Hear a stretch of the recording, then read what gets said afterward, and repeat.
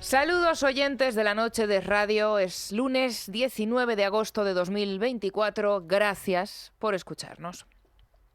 Otra oportunidad perdida. El Consejo General del Poder Judicial sigue atascado en la elección de su nuevo presidente a 2 semanas de la apertura del año judicial que se celebrará el próximo 5 de septiembre.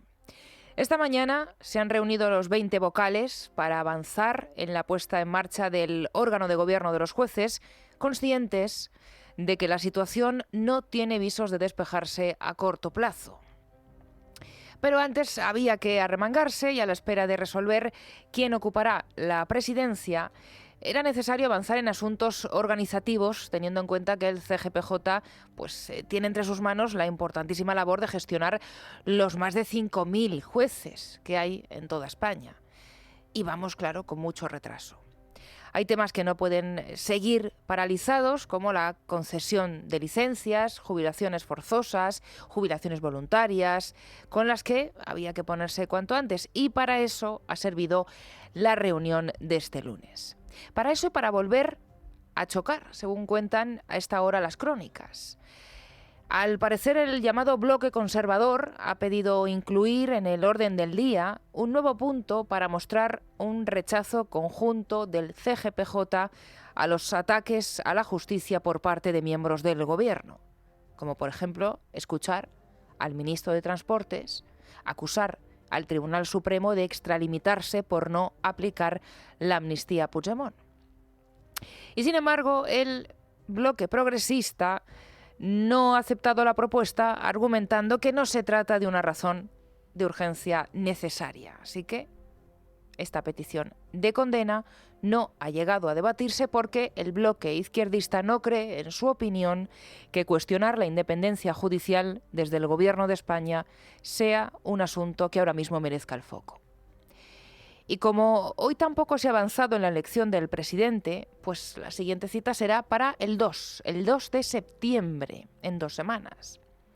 Los bloques progresista y conservador cuentan con 10 votos cada uno, lo que obliga a pactar la designación, ya saben, del nuevo presidente. La ley exige esa mayoría cualificada de 3/5 y estos son 12 votos. Hasta ahora no ha sido posible alcanzar esa cifra y las posturas, como decimos, se mantienen alejadas. Por recordar los nombres que siguen encima de la mesa, el bloque izquierdista propone a 2 magistradas del Supremo, Pilar Teso, magistrada de la Sala de lo Contencioso Administrativo y la candidata favorita no solo del gobierno de Pedro Sánchez, también, como informó en Libertad Digital Miguel Ángel Pérez, del presidente del Tribunal Constitucional, y Ana Ferrer, que es la magistrada de la Sala Penal del Supremo. Y el bloque conservador propone a Pablo Lucas, también magistrado de lo Contencioso del Supremo. Pero la dimensión del atasco es tal que ya hay medios, como el diario El Confidencial, que hoy informan de que el nombre del nuevo presidente a lo mejor tiene que venir de fuera del Supremo. Los perfiles que estarían buscando los conservadores estarían fuera del tribunal, entre juristas en concreto de reconocido prestigio del mundo académico. Aunque en un principio se fijaron todos como regla fundamental que la elección debía hacerse de forma obligatoria sobre el listado de magistrados propuestos como candidatos, que era una lista de 7 y que no podían proponerse nuevos nombres, el atasco ha hecho que no se cierre la puerta a una revisión de este criterio. Todavía no se ha planteado de forma oficial, pero el cupo de catedráticos se ve como una posible opción si la situación continúa encallada.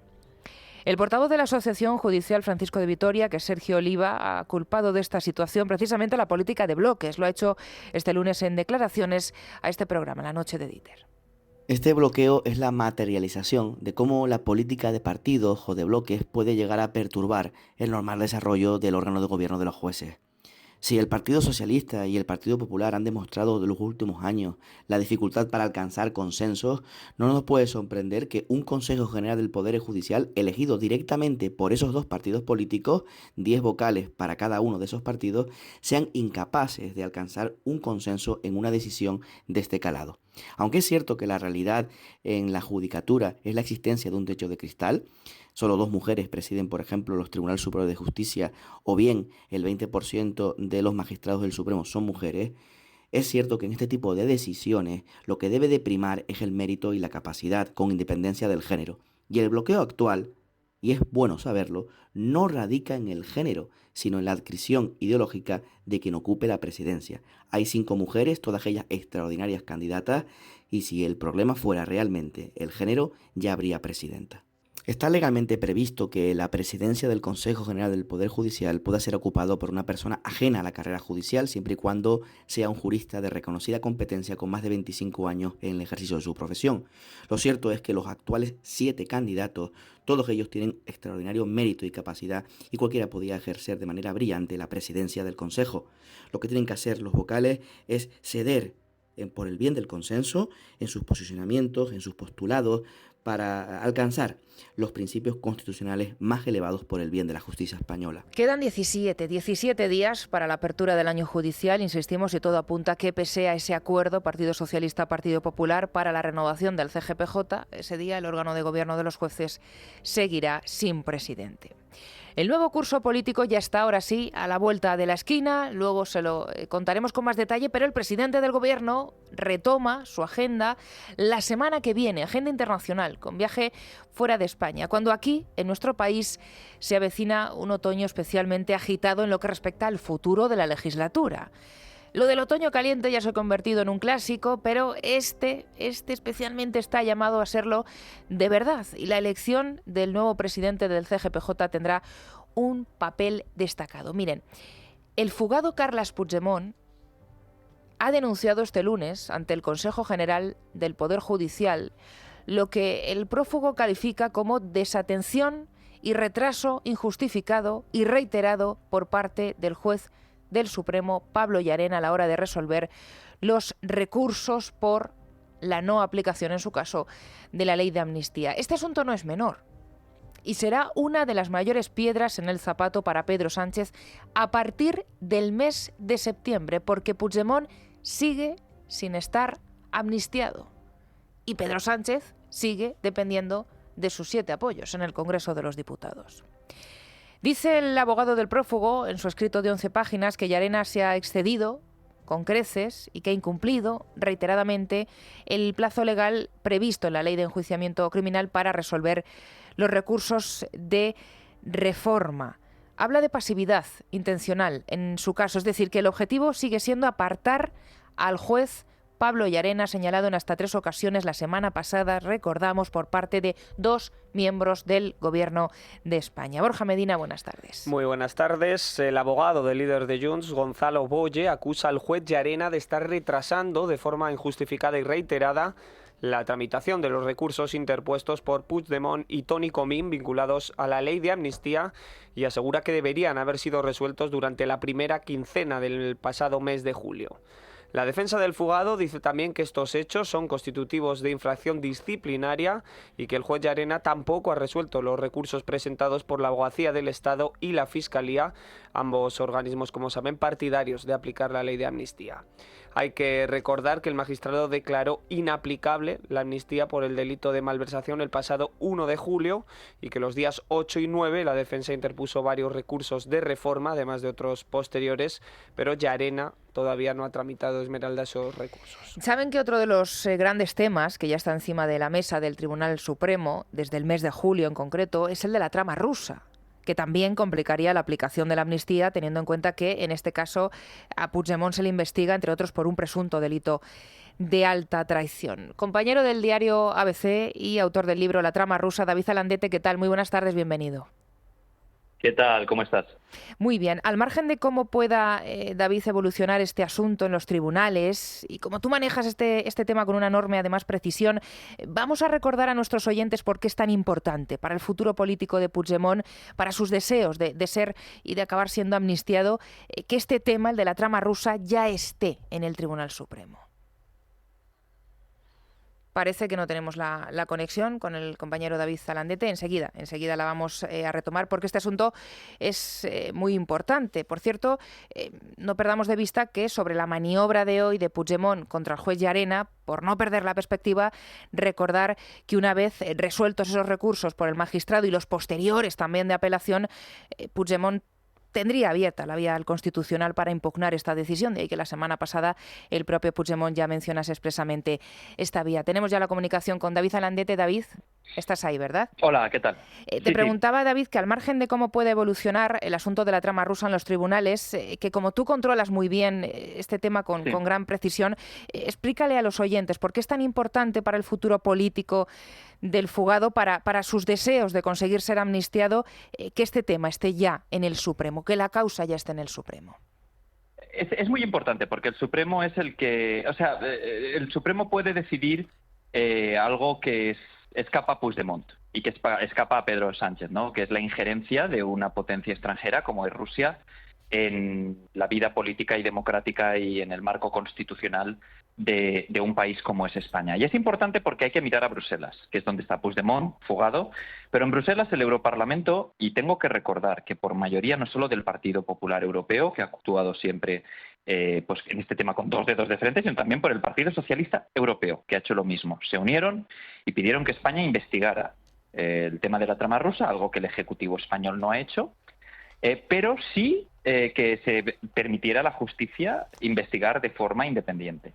Y el hecho de que la justicia pueda actuar de forma independiente implica no solo una investigación por parte de un juzgado de primera instancia, que es lo que ha sucedido en Barcelona, sino que también el Supremo decida sobre algo tan importante como la alta traición. El juez Aguirre en Barcelona, sometido a una gran presión y a injurias y calumnias personales, ha hecho una investigación que internacionalmente se considera impecable.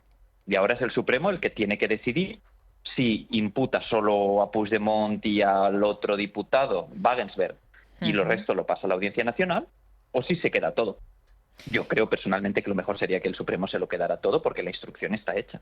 Pero bueno, ahí es la última barrera. Y ahí es donde se tiene que decidir esto. Es que es demoledor y hay que recordarlo, David, las veces que sea oportuno, el párrafo del auto del juez Aguirre afirmando que en el caso de que el proceso secesionista hubiera finalizado, voy a leerlo textualmente, con éxito y Cataluña hubiera obtenido la independencia y así el apoyo ruso, Rusia habría contado con una puerta trasera para desestabilizar toda la Unión Europea, tanto políticamente, siguiendo la misma estrategia que con Cataluña, como económicamente mediante el uso fraudulento de criptomonedas. Que todo se frustra al final, bueno, pues porque Puigdemont entra en pánico, pero por no perder la perspectiva de lo importante que es este caso, más allá de lo voluminoso y de lo complicado que es la instrucción, claro. Sí.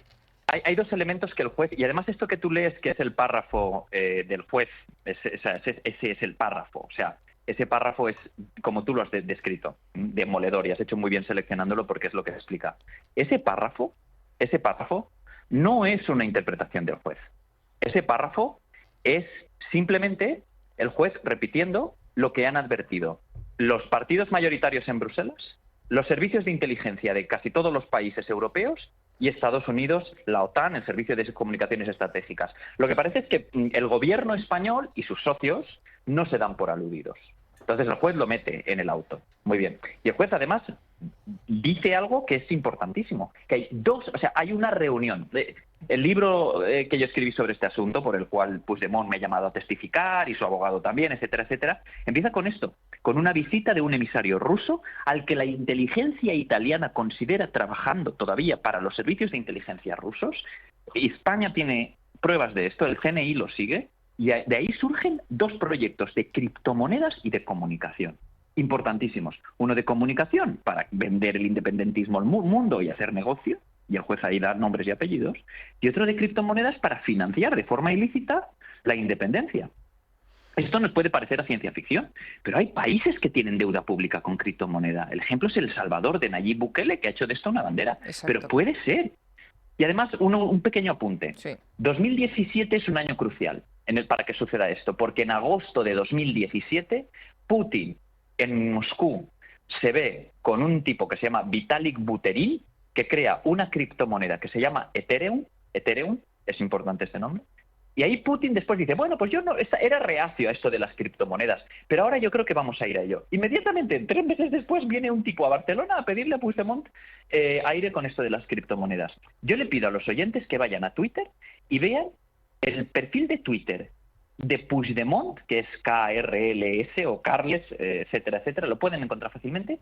Su usuario es en este momento una cartera de Ethereum, de la criptomoneda del ruso que se vio con Putin. O sea, es que es más claro agua. Puigdemont ha recibido pagos opacos por un sistema que se llama Tornado de criptomonedas. Entonces, está claro, y el juez lo ha visto claro, y el juez lo hace con los informes de la Guardia Civil y la policía, que son muy serios. Sí, es una causa, es verdad, es una causa muy compleja, David, por todas sus ramificaciones, por el volumen, decíamos, de la información que hay encima de la mesa, pero el juez Aguirre, desde luego, ha parecido hasta ahora tener muy claro que el papel de Puigdemont era clave a la hora de facilitar esa injerencia rusa utilizando pues fondos públicos para financiar actividades relacionadas con el proceso independentista catalán. Por eso decíamos que es tan interesante ponerlo en relieve, porque ahora que estamos hablando de esos ataques, tanto por parte del propio Fugado como de varios miembros del gobierno contra el juez Pablo Llarena por su posición contraria a aplicar la ley de amnistía, ojo, porque no solamente estamos hablando de la causa del 1 de octubre, estamos hablando también de esta causa particular o de esta parte de la trama, que es la trama rusa, que también forma parte de lo que pueda suceder a partir de ahora con la aplicación de la ley de amnistía. Por eso, bueno, pues era tan interesante ponerlo también ahí encima de la mesa. David, creo que te hemos vuelto a perder otra vez. Sí, ¿no? Sí, aquí estoy. Te tengo también. Bueno, de entre todos los nombres que se están investigando, y tenemos un poquito la conexión que nos está dando problemas, de entre todos los nombres que están investigando en esta causa, que se están investigando en la trama rusa, bueno, pues Artur Mas, el Sartadi, Alay, Sardá, Zeus Burrell, Natalia Boronat. Bueno, hay un nombre que además ha vuelto a reaparecer en este caso, en una parte de la causa llamada Operación Volca. Alguien que dijo que lo de la trama rusa, si no recuerdo mal, fue poco más que una conversación de bar, ¿no? Xavier Vendrell, encargado del operativo para esconder las urnas el 1 de octubre, según la Audiencia Nacional, cerebro junto a Marta Rovira de Tsunami, y asesor presidencial, David, de Gustavo Petro, que es a lo que se dedica ahora después de huir a Colombia tras aparecer su nombre en el caso Volov. Nos enteramos el año pasado de que Petro había concedido la nacionalidad colombiana a Vendrell por decreto exprés para blindarle jurídicamente, y a ti te leíamos este viernes que no ha perdido el tiempo y que ha logrado amasar una importante fortuna.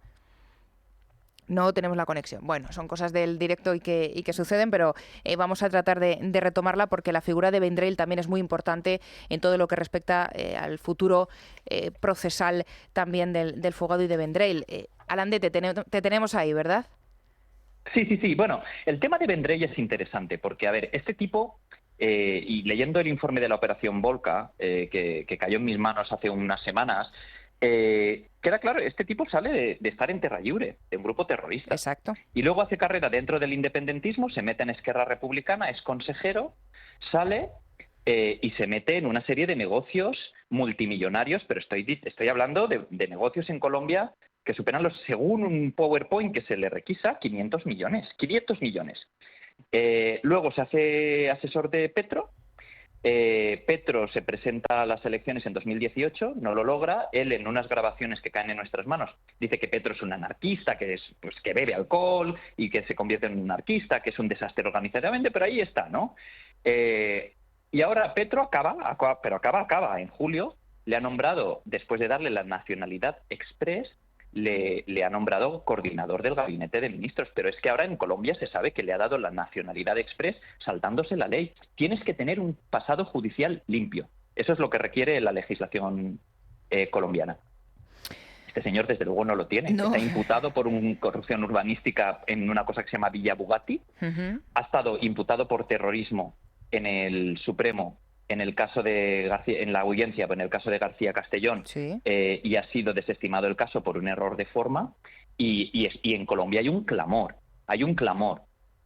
porque realmente este señor ha presidido sobre una estrategia, y a los oyentes les va a resultar muy familiar, de organizar por la vía digital a grupos que cuando hay que protestar, protestan, van a observar elecciones, se movilizan aquí. Estos son los CDR catalanes. Y este señor ahora lo ha exportado a Colombia. Entonces, claro, o sea, que haya un español imputado en varias causas, con un pasado terrorista, todo el espectro político y los medios de la línea editorial que sea están escandalizados, ¿no? ¿Cuál ha sido la reacción del señor Xavier Vendrell? La reacción habitual del independentismo catalán. Amenazar a los jueces y amenazar a los periodistas. Daniel Coronel, que es el primero que publicó esto, que es un periodista muy respetado en Colombia, ha amenazado que no puede ir por amenazas de la guerrilla a su país y que vive exiliado en Miami, el señor Vendrell ha amenazado con denunciarle por mentir. No, yo tengo un pasado judicial limpio, pero vamos, o sea, como sucede en el independentismo catalán desde el principio, tienen un respeto inexistente por los hechos y una gran agresividad hacia jueces y periodistas, ¿no? Y esto en España nosotros estamos acostumbrados a verlo, pero en Colombia no. Sí. Desgraciadamente, sí, desde luego que sí. Pues David Zalandete, periodista del diario ABC, autor del libro La trama rusa, por eso era tan necesario hablar contigo y analizar las nuevas derivadas de esta trama y sobre todo no perder el foco, insistimos, en lo que puede suponer para el futuro político del fugado Puigdemont respecto a la aplicación de la amnistía. Un placer, muchísimas gracias, muy buenas tardes. Gracias a vosotros. Bueno, insistimos, importante, lo que pueda suceder también acabará estando en manos del Tribunal Constitucional y de ahí que la semana pasada, Puigdemont ya mencionase expresamente y destacase la vía del Constitucional como último recurso. Por cierto, ¿saben cuándo es la última vez que no se reúne una de las comisiones más importantes del Congreso de los Diputados, la Comisión Constitucional? Comisión parlamentaria encargada de debatir los problemas constitucionales que afronta el Estado. Comisión en la que, por ejemplo, poder preguntar a los miembros del Gobierno sobre la ley de amnistía, sobre el borrado de la sentencia de los ERE por parte del Constitucional, sobre los ataques de miembros del Gobierno al Tribunal Supremo, sobre el papel de un fiscal general del Estado al borde de una posible imputación, sobre el llamado plan de regeneración del Gobierno para controlar el derecho a la información. La Comisión Constitucional del Congreso se constituyó el 4 de diciembre del 23 y desde entonces solo se ha reunido 3 veces. 3. Para que 2 ministros, Félix Bolaños y Ángel Víctor Torres, cumplieran con su obligación de informar sobre las líneas generales de la política de su departamento y para dar luz verde a los nombramientos de 2 afines al Gobierno, Carmen Calvo y Miguel Ángel Oliver, en su caso presidente de la Agencia EFE, Carmen Calvo, presidenta del Consejo de Estado. Lo último es que la mesa de la Cámara, presidida por la socialista Armengol, desestimó, Borja, un recurso de amparo del PP para activar un órgano que, como mínimo, tendría que haberse reunido en el mes de abril y en junio, pero resulta que no lo hizo. No, en el mes de enero la mesa del Congreso aprobó el calendario de sesiones para la Comisión Constitucional. En concreto, el órgano debía reunirse como mínimo el 14 de marzo, el 24 de abril y el 17 de junio de este año. Sin embargo, las 2 últimas sesiones nunca llegaron a celebrarse y eso pese a que por aquella época había asuntos de especial relevancia política en el panorama nacional, como has citado, Esmeralda, la amnistía a los golpistas, el caso de los ERE, las filtraciones del fiscal general del Estado en el caso de la pareja de Ayuso o el caso de la mujer y el hermano del presidente. Bueno, pues pese a la importancia de estos asuntos, quizá por ello la mesa de la Cámara, presidida por la socialista Francina Armengol y con mayoría de izquierdas, ha desactivado la Comisión Constitucional. Ya son 5 meses sin reunirse. La última sesión se celebró el pasado 14 de marzo y el órgano de gobierno del Congreso, según publica El Confidencial, ya ha desestimado la segunda denuncia del PP para reactivar la comisión, lo que ha generado un gran malestar en los populares. Como citan en su recurso de amparo, el reglamento de la Cámara permite la posibilidad de que los grupos parlamentarios puedan convocar comisiones parlamentarias para garantizar a las minorías su derecho a que un determinado asunto sea debatido. Sin embargo, desde el Partido Popular acusan al presidente de la Comisión Constitucional, que es el socialista José Zaragoza, de dejación de funciones y de ignorar todas las peticiones, tanto verbales como escritas, que le han hecho los populares para activar el organismo. Bueno, pues sin rastro de convocatorias en 5 meses de los 8 que lleva constituida esta Comisión Constitucional y en fechas en las que el Gobierno se le han ido acumulando escándalos de todo tipo. No se ha podido preguntar por la amnistía, por el borrado de la sentencia de los ERE, por el plan para amordazar a los medios, por el caso Álvaro García Ortiz, por el caso Begoña Gómez. Sin embargo, en el Partido Socialista siguen a lo suyo. Y escuchen este vídeo además enlatado que difundió este domingo el partido de la portavoz de la Ejecutiva ayer, Esther Peña, después de anunciar que en septiembre irán parlamentaria y judicialmente a por la familia del líder del Partido Popular, Alberto Núñez Feijóo, y la de Isabel Díaz Ayuso. Si tu prima le adjudica 4 millones en un contrato público a tu hermana, algo no funciona bien en esa administración pública. Esto ocurrió bajo el mandato del señor Feijóo en la Xunta de Galicia entre su hermana y su prima. Además, durante el mandato del señor Feijóo también se adjudicaron 37 millones de euros de dinero público a la empresa Eulen, casualmente la que dirigía su hermana en Galicia. Por eso, desde el Partido Socialista queremos saber si los indicios de información privilegiada y trato de favor son ciertos. Queremos una investigación formal de todos y cada uno de los contratos que se adjudicaron, así como de las ofertas alternativas que se presentaron. Y es que son muchos millones de euros circulando en la familia del señor Feijóo, millones de dinero público. Además, ahora sabemos que con parte de los beneficios de ese contrato se utilizaron para financiar pseudomedios de comunicación que esparcían bulos y ataques contra el Gobierno de España. La verdad es que las relaciones del señor Feijóo y de la señora Ayuso con las empresas que contrata tanto la Xunta de Galicia como la Comunidad de Madrid suponen un auténtico agujero negro al que hay que poner luz. Por eso exigimos explicaciones inmediatas y si no, será el Partido Socialista el que se pondrá manos a la obra para velar por todos los medios, por los impuestos pagados por los gallegos y por los madrileños. Bueno, pues estas declaraciones después las analizaremos en tiempo de tertulia, cómo se mueve y cómo se avecina el calendario político del próximo curso a partir de septiembre, a partir de dentro de 2 semanas. Bueno, el presidente del Gobierno, decíamos al comienzo, retomará su agenda oficial ya la semana que viene, el día 26, con un viaje a África que le va a llevar a Mauritania, a Senegal, a Gambia, para reforzar, dicen en Moncloa, la colaboración con estos 3 países en la lucha contra la inmigración irregular. Un viaje de 3 días.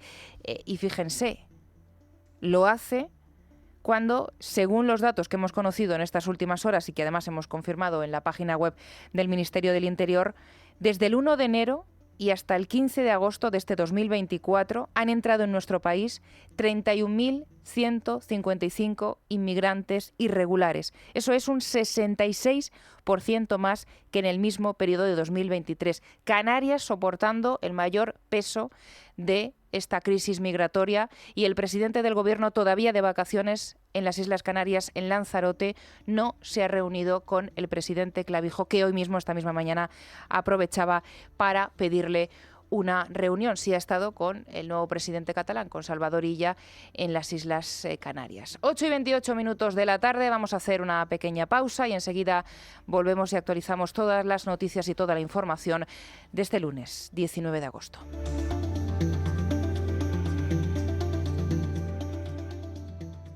La noche de Dieter es radio, con Esmeralda Ruiz.